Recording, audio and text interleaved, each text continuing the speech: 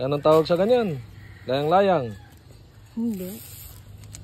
Anong tawag dito sa pili? Baston. Baston.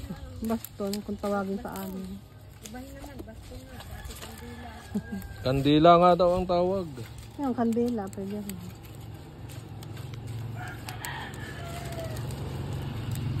Mga 1 minuto. Ay ba, 5 minuto. Ay, ako minta may tayo. Isudot na ka.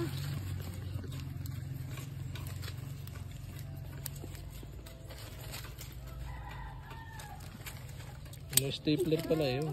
Uy, siya mo. Ito pala, ititik mo sa